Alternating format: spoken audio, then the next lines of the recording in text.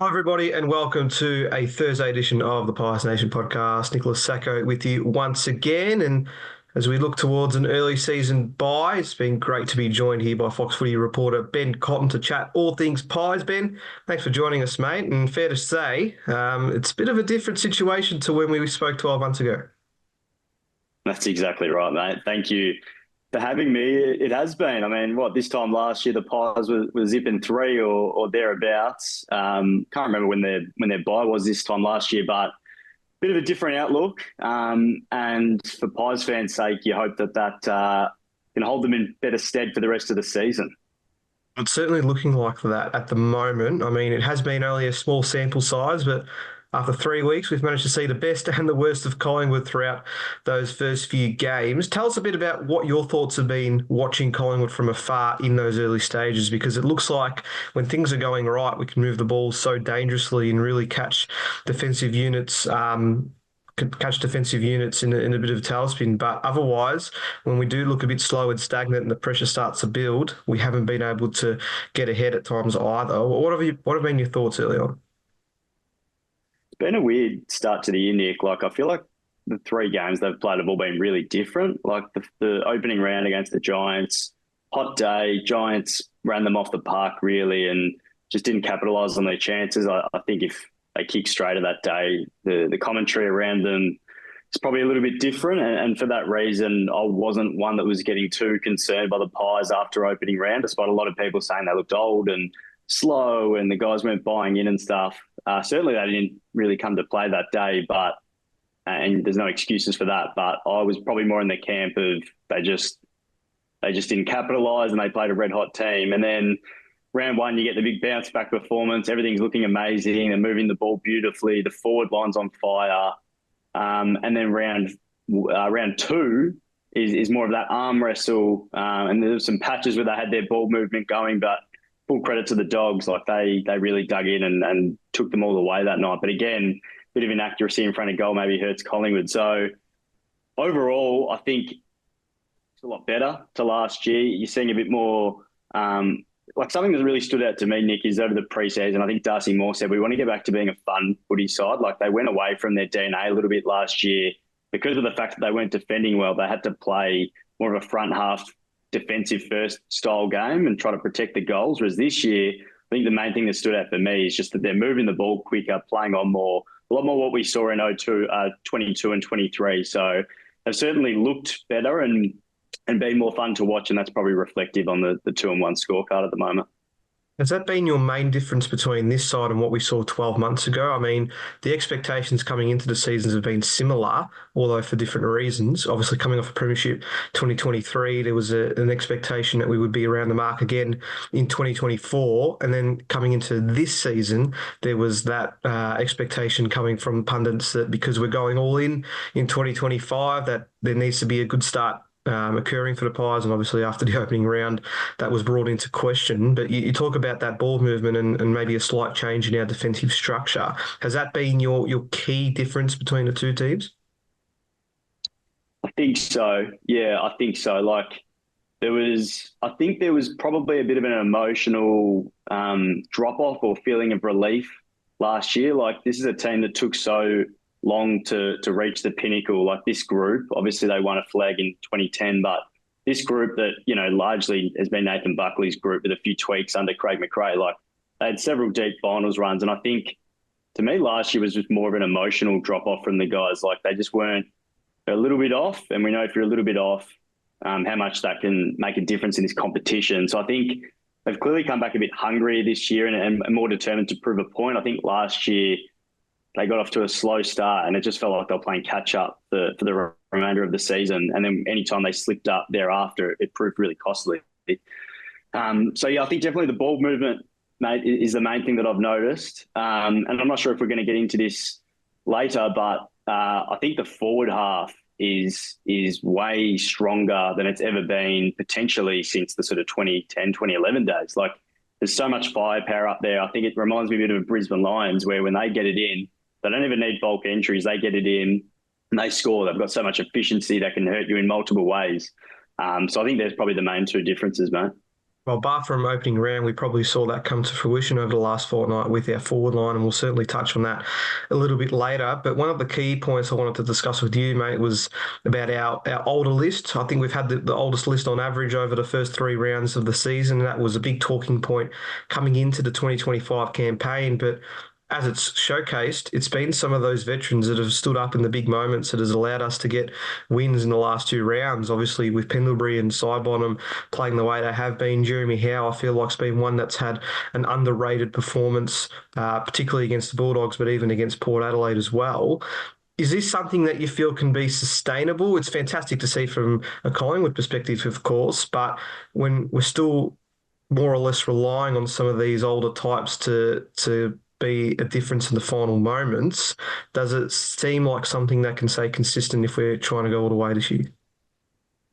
I think what they want to see is more of a spread across the board. So I don't think it's necessarily unsustainable in the sense that, like, I wouldn't expect Pendlebury, Sidebottom, Howe to have really strong, consistent seasons, but it's not a bad thing that they're still playing well. Like, you want to see De Goey, Nick Dacos, Darcy Moore, even like Harry Perriman, Dan Houston. You want to see these are the guys that are driving the club into the future. And I think you want to see Pendlebury, Sidebottom, Howe, probably less so Howe, because I think he's still very important to their back six. But certainly in Pendlebury and Sidebottom's case, Nick, I feel like you want to see them probably take more of a back seat. But then, as we saw on the weekend, if they can bob up in big moments like Scott Pendlebury's fourth quarter, Sidebottom's match-winning goal, just Sidebottom's sharpness still, I still think he's still really got a sharp mind.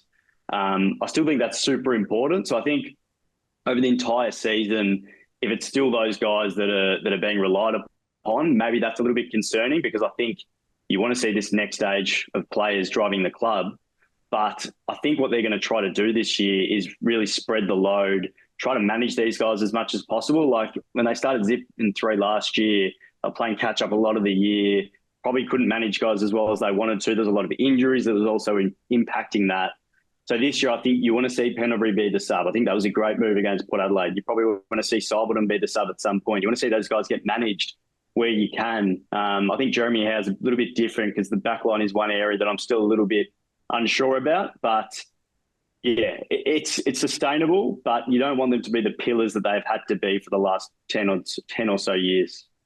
I think the back line, it's a great segue towards that area, because you touched on the fact that there are still some concerns coming out of there, and that was magnified by the unfortunate injury to Reef McInnes on the weekend that sees him ruled out for the year. He was just starting to make that position his own, and he showed some good signs early, albeit a small sample size, of course. But we have looked exposed already, height-wise, particularly in that back six, and it was great to see Darcy Moore change his game up a little bit to slightly impact Sam Darcy's match. But the reality was he was still one of the best players on the ground, and had he have kicked straight, he probably kicks a winning score for the Bulldogs. So how do we try and address these concerns going forward? Because Billy Frampton and Charlie Dean are waiting in the wings and had a solid VFL performance on the weekend. But as a general view for the entire backline, how can we keep up with some of the big tall forwards of oppositions to ensure that we're not giving away such a big score despite our proficiency going forward?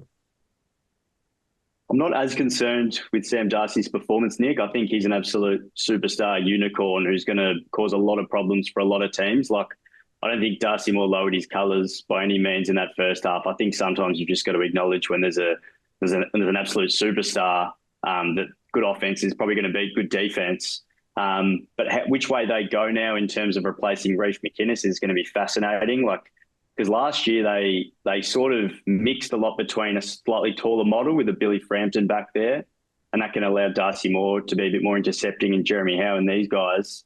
Or do they go a little bit nimbler, and like what we saw on the weekend, which was not by design, it was forced, where Harry Perriman went back and they go a bit smaller and really just focus on that team defence, and bring in an Ed Allen instead. So to me, it's going to be fascinating. Do they go Charlie Dean, Billy Frampton, or they go Ed Allen? And it's probably going to be a little bit horses for courses, unless someone comes into the team and really makes a spot their own, as in if they go smaller and then Ed Allen comes in, and he really, locks his spot in the 23, they're not gonna mix that up. So it'll be fascinating how they go against Carlton next week. Of course, they got the two big boys down there, you would presume that they'd go a little bit taller, but that is assuming that Mackay is back, who's going to miss this week against the Doggies. So, look, it's going to be interesting, mate. I don't think anyone knows yet, but it's been such a pillar for the Pies, especially under Buckley over those years, and even under McRae, the defence. Like, it's been a rock-solid defence. And ever since Nathan Murphy's gone down, I think this has been one of the great sort of unspoken things from a wider media perspective is they just haven't replaced him. They haven't replaced him. And he was, I think Scott Penderbury called him the best structural role-player defender he's ever played with, something along those lines. So his importance to the team was vital. I feel like they've sort of been trying to find their sort of best structure and how to best reframe it since. And it felt like Reef McInnes was going to hopefully slot into that role, but now they're left searching for answers again. So it's not ideal. And it is a part of the ground where you've still got Quaynor, you've still got Maynard, you've still got Darcy Moore. They're still well stocked. And of course, Dan Houston comes in, Josh Dacos goes back there. There's a lot of talent there. So it's far from the biggest concern, but I'm a big believer that your back six has to be absolutely rock solid to win a premiership. It really does, and the stats will show that those in the top 5 or 6 in defences throughout the year pretty much go on their way to win a premiership. Great to see as well that Collingwood have kept the faith and have signed Reef for another couple of years as well while he goes through that ACL recovery. So hopefully we get to see him back soon. Looking at the other end of the ground, Ben, and the attack, and we mentioned it a little bit earlier, of course, with so much hype about the Triple M's, and we saw them, well, I guess, showed their best in one game, that being against Port Adelaide, and Mychek being out with general soreness, saw another M in Mason Cox try to fill the void. But they have showed an impact in some sense by the looks of it. I think McStay, particularly playing further up the ground, has made a really strong impact with his marking, and his inside 50 entries have been better than probably what I was expecting coming into the campaign. How do you see this working in the long term? I think one of the key stats that I feel shadowing the true influence of this trio is the fact that we're fourth in the comp for shots on goal, yet we're 15th for accuracy. And I know that's early in the early rounds of the season, but it goes to show with your point earlier that we're probably having a different discussion about the GWS game if we did kick a little bit straighter. But the reality is we're getting plenty of looks inside attacking 50, plenty of shots on goal.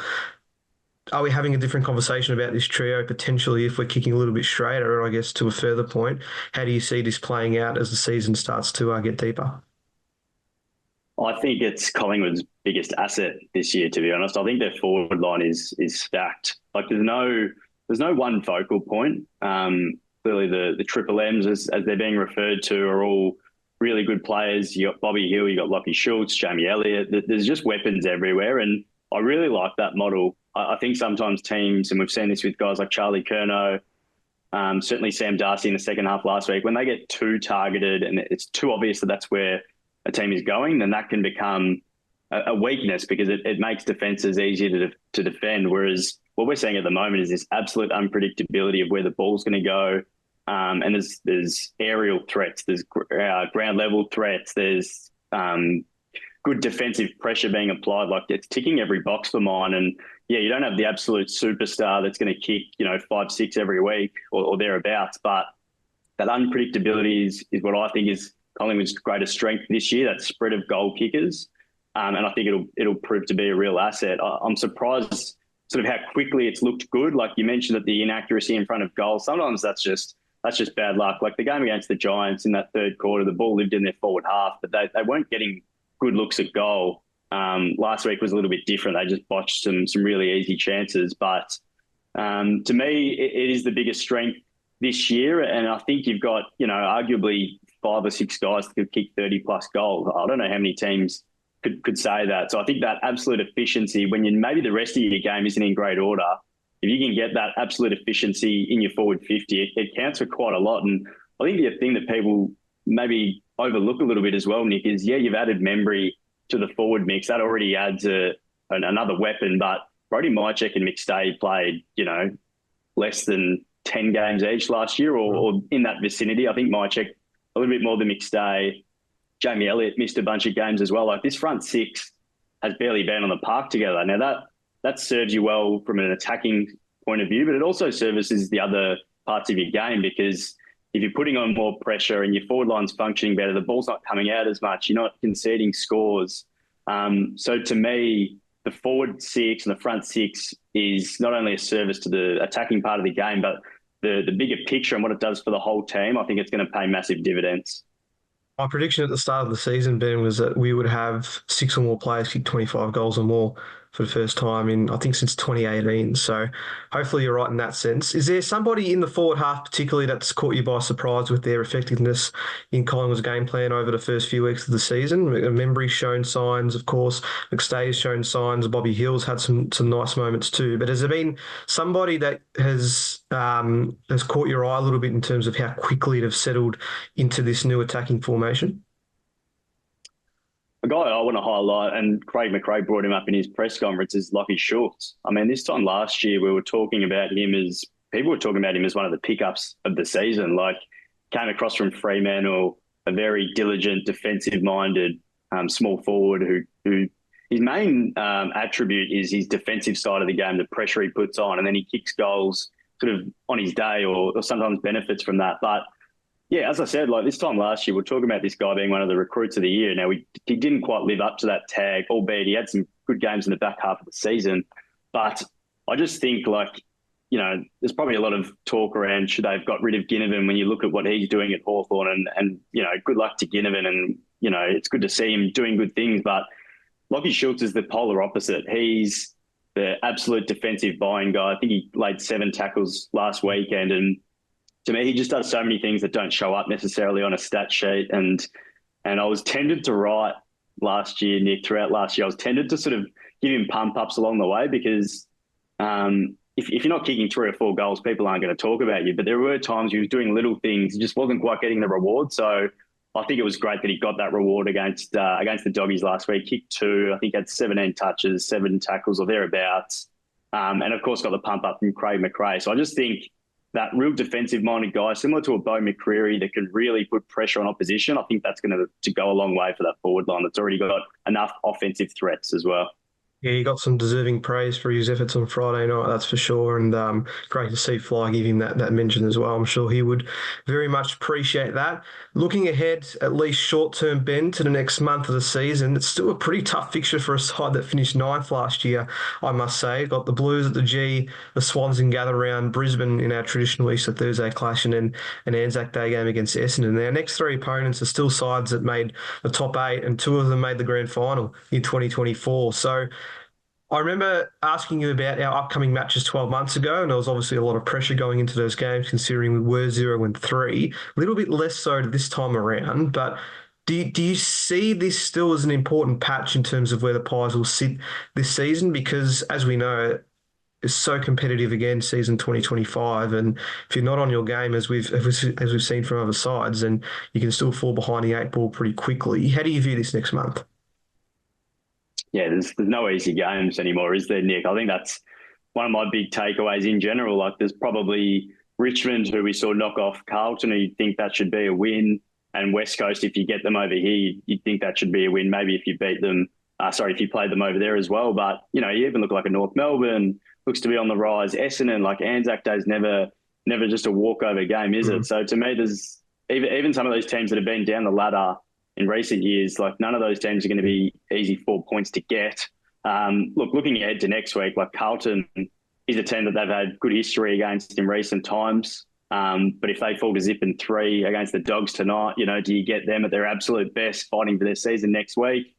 Sydney's a team that's probably had the wood over Collingwood in recent times. That's in gather round. How that fares, you know, it'd be important, I think, for the Pies to get one over them just from a psyche perspective. They have seemed to be a team that they've struggled against, especially when they played them on the SCG.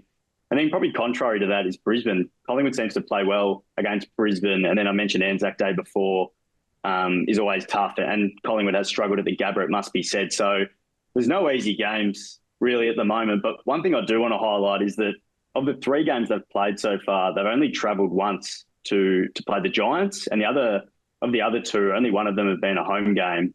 So last week was technically an away game despite playing the Dogs at the MCG. So you're 2-1 despite playing 2 road games. To me, that's a big tick because that means that there'll be more home games than away for the remainder of the year. And the win-loss record's on the right side at the moment for them. So, mate, there's no easy games in footy, but, you know, you just got to keep banking wins and hopefully stay in good health.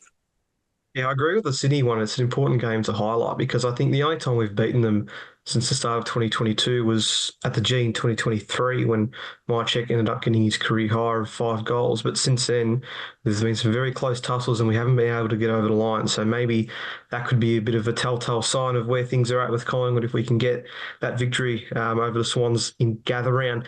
Ben, before we let you go, it'd be remiss of me not to chat about Brayden Maynard because he's dominated the headlines from a Collingwood point of view over the last week, particularly after it was revealed that he's looking at a 5 or 6 year offer from North Melbourne, as much as $1 million per season. It's pretty crazy to think about. He's had conflicting comments about this himself, Brayden Maynard. He's said at times that he's committed to Collingwood and he's keen to stay, but he's also happy to also express his options for 2025 at the end of the season. He'll be an unrestricted free agent at the end of the year.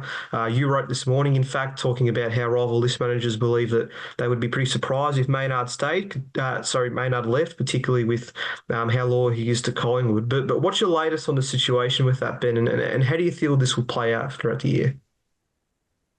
Certainly raised my eyebrows when I saw the more recent comments that he made about, it'd be weird to see himself in anything but a black and white jumper, but it's a business at the end of the day. And then, of course, Craig Kelly came out as well and virtually said, if he gets a bigger deal that we can't match, good luck to him type of thing. And both of those really spoke to the idea that if a club comes knocking, i.e. North Melbourne, with a massive, massive offer, then they're just not going to be able to match it. So as you mentioned, I've been speaking to a few people this week and the thought is that he's going to stay at Collingwood. That it's just, most people think it's, and I believe this as well, it'd be really hard to rip him out of the Pies. Like, he's been a Collingwood man through and through.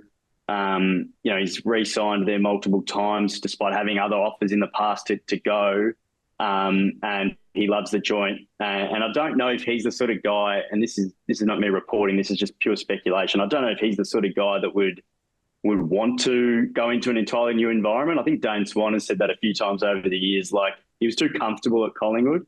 And I sort of see Maynard in a bit of a similar light, to be honest. But look, at the end of the day, I think this is just going to come down to dollars. Like, clearly he's looking at what Dan Houston and Harry Perryman got when they arrived, and you've got to pay a little bit overs to get players in the door.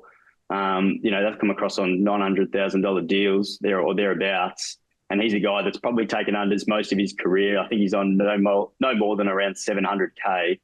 So he's probably just looking at that. He knows this is probably his last big payday of his AFL career if he signs a 3 to 5 year deal.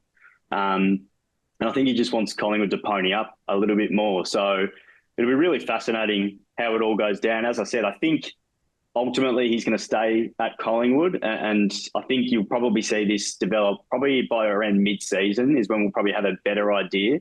But at the end of the day, if another club like North has this Godfather offer that Collingwood can't get close to, that's when they'll start questioning it. But then you've also got, like I wrote about, if Jeremy Howe retires at the end of the year, can you afford to lose Howe and Maynard in one hit, potentially along with a Sidebottom or a Will Hoskin-Elliott or even a Pendlebury retiring as well?